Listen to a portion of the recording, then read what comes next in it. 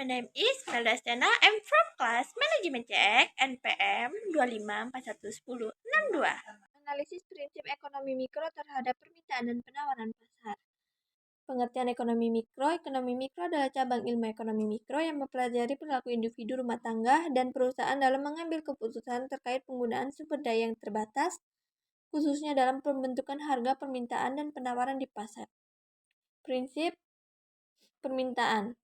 A. Hukum permintaan. B. Faktor yang mempengaruhi permintaan. C. Analisis mikro permintaan. Dalam ekonomi mikro, konsumen bertindak rasional, yaitu berusaha memaksimalkan keputusan. 3. Prinsip penawaran supply. Hukum penawaran. Faktor yang mempengaruhi penawaran. Analisis mikro penawaran. 4. Interaksi permintaan dan penawaran. A. Keseimbangan pasar, market equilibrium. B. Ketidakseimbangan pasar. 5. Peran prinsip ekonomi mikro dalam pasar. Dibagi menjadi 4 bagian: menjelaskan pembentukan harga, menganalisis perilaku konsumen dan produsen, menilai dampak kebijakan pemerintahan (pajak, subsidi, harga maksimum atau minimum), memahami efisien dan kesejahteraan pasar. Kesimpulan, analisis ekonomi mikro, terdapat permintaan dan penawaran menunjukkan bahwa konsumen dan produsen bertindak rasional, harga berfungsi sebagai sinyal dan insentif, interaksi permintaan dan penawaran menentukan harga dan jumlah barang di pasar. Pasar cenderung mencapai keseimbangan jika ada inflasi berlebihan. Pendahuluan ekonomi merupakan ilmu yang mempelajari bagaimana manusia mengelola sumber daya yang terbatas untuk memenuhi kebutuhan yang tidak terbatas. Salah satunya, cabang penting dari ilmu ekonomi mikro adalah ekonomi mikro yang berfokus pada perilaku individu, rumah tangga, dan perusahaan. Dalam membuat keputusan ekonomi mikro, dalam ekonomi mikro, permintaan dan penawaran merupakan konsep dasar yang menentukan harga dan jumlah barang atau jasa yang tersedia di pasar. Permintaan mencerminkan keinginan dan kemampuan konsumen untuk membeli suatu barang pada tingkat harga tertentu, sedangkan penawaran menunjukkan jumlah barang yang bersedia dijual oleh produsen pada harga tertentu. Interaksi antara permintaan dan penawaran akan menghasilkan keseimbangan pasar yang menjadi titik acuan bagi pembentukan harga dan alokasi sumber daya secara efisien. Analisis ekonomi mikro terdapat permintaan dan penawaran penting untuk memahami perilaku konsumen dan produsen, dampak perubahan harga, serta pengaruh kebijakan permintaan terhadap pasar. Dengan memahami prinsip-prinsip ini, kita dapat menilai maksimal pasar dan membuat keputusan ekonomi yang lebih rasional baik dari individu maupun bagi pelaku usaha. Bisa juga dibagi menjadi 4. Ekonomi mikro mempelajari perilaku konsumen dan produsen, fokus pada pengambilan keputusan ekonomi individu. Permintaan dan penawaran adalah konsep utama dalam pasar, menjadi dasar penentuan harga, barang, dan jasa. Pengertian ilmu ekonomi mikro adalah cabang ilmu ekonomi yang mempelajari perilaku individu, rumah tangga, dan perusahaan dalam mengambil keputusan mengenai penggunaan sumber daya yang terbatas.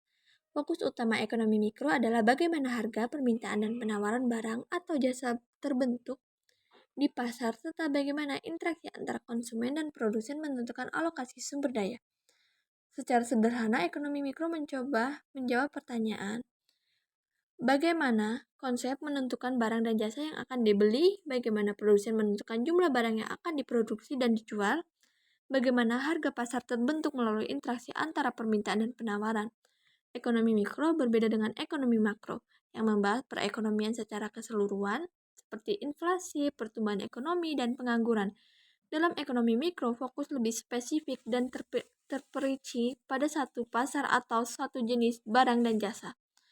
Cabang ilmu ekonomi mikro yang menganalisis unit kecil ekonomi mikro meliputi rumah tangga, perusahaan, dan pasar, membahas alokasi sumber daya yang terbatas, bertujuan mencapai efisien dan ekonomi. Prinsip ekonomi mikro. Prinsip ekonomi mikro adalah aturan atau konsep dasar yang menjadi pedoman dan menganalisis perilaku konsumen, produsen, dan pasar. Prinsip-prinsip ini membantu memahami bagaimana harga, permintaan, dan penawaran terbentuk serta bagaimana sumber daya dialokasi secara efisien. 1. Prinsip kelangkaan. Sumber daya yang tersedia terbatas sedangkan kebutuhan manusia tidak terbatas, karena itu individu dan perusahaan harus membuat pilihan dan prioritas dalam menggunakan sumber daya. Prinsip ini menjadi dasar semua keputusan ekonomi mikro. Kedua, prinsip biaya peluang. Setiap pilihan memiliki biaya peluang, yaitu nilai dari alternatif terbaik yang dikorbankan. Misalnya, Jika seorang produsen memilih produksi roti, biaya peluangnya adalah keuntungan yang hilang dari tidak memproduksi kue. Prinsip ini mendorong pengambilan keputusan yang efisien. Ketiga, prinsip bermanfaatkan marginal. Konsep akan membeli barang tambahan secara manfaat. Tambahan dari barang itu lebih besar atau sama dengan harganya. Prinsip ini menjelaskan perilaku konsumen dalam memaksimalkan kepuasan utility. Keempat, prinsip keuntungan marginal. Produsen akan menambah produksi selama pendapatan tambahan dari barang terakhir biaya tambahan produksi. Prinsip ini membantu produsen menentukan jumlah produksi yang optimal. Kelima, prinsip interaksi permintaan dan penawaran. Harga pasar terbentuk melalui interaksi antara permintaan konsumen dan penawaran produsen. Jika permintaan tinggi dan penawaran rendah, harga naik. Sebaliknya jika permintaan rendah dan penawaran tinggi, harga turun. Prinsip ini menjelaskan mekanisme keseimbangan pasar. Keenam, prinsip rasionalitas. Konsumen dan produsen bertindak secara rasional, artinya mereka berusaha memaksimalkan kepuasan atau keuntungan dengan sumber daya yang terbatas. Rasionalitas ini menjadi dasar perilaku ekonomi individu dan perusahaan. Pengertian permintaan, jumlah barang atau jasa yang ingin dan mampu dibeli konsumen terjadi pada tingkat harga dan waktu tertentu. Dipengaruhi oleh harga barang, pendapatan konsumen, selera, dan preferensi. Permintaan adalah jumlah barang atau jasa yang bersedia dan mampu dibeli oleh konsumen pada tingkat harga tertentu dan jangka waktu tertentu, dengan asumsi faktor-faktor lain tetap. Secara sederhana, permintaan menunjukkan keinginan dan kemampuan konsumen untuk membeli suatu barang atau jasa pada harga tertentu. Permintaan tidak hanya dipengaruhi oleh keinginan, tetapi juga di kemampuan finansial konsumen. Unsur-unsur permintaan: 1. Jumlah barang atau jasa yang diminta. 2. Harga barang atau jasa. 3. Waktu tertentu, dalam kurung misal, permintaan per hari, per bulan. 4. Kondisi ceteris paribus, yaitu asumsi faktor lain tetap seperti pendapatan, selera, dan harga barang lain. Contoh sederhana, jika harga apel seharga 5.000 per kilo, konsumen bersedia membeli 10 kilo. Namun jika harga naik menjadi 10.000 per kilo, konsumen hanya membeli 5 kilo. Penurunan jumlah permintaan akibat kenaikan harga ini sesuai dengan hukum permintaan.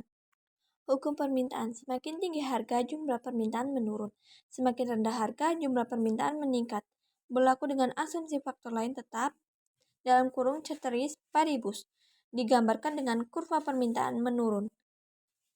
Hukum permintaan law of demand menyatakan semakin tinggi harga satu barang, jumlah barang yang diminta akan semakin sedikit. Dan sebaliknya, semakin rendah harga, jumlah barang yang diminta akan semakin banyak dengan asumsi faktor-faktor lain tetap. Dalam kurung ceteris paribus. Hukum ini menunjukkan hubungan terbaik antara harga dan jumlah permintaan. Penjelasan: jika harga naik, konsumen cenderung membeli lebih sedikit karena barang menjadi lebih mahal. Jika harga turun, konsumen membeli lebih banyak karena barang lebih terjangkau. Hukum permintaan berlaku untuk barang normal, sedangkan untuk barang inferior tertentu perilaku permintaan bisa berbeda tergantung pendapatan konsumen. Contoh, harga apel 5.000, jumlah diminta 10 kilo. Jika harga apel 7.000, jumlah diminta 7 kilo. Jika apel 10.000, jumlah diminta hanya 5 kilo. Dari tabel di atas terlihat semakin tinggi harga, semakin sedikit jumlah yang diminta sesuai hukum permintaan. Kurva permintaan.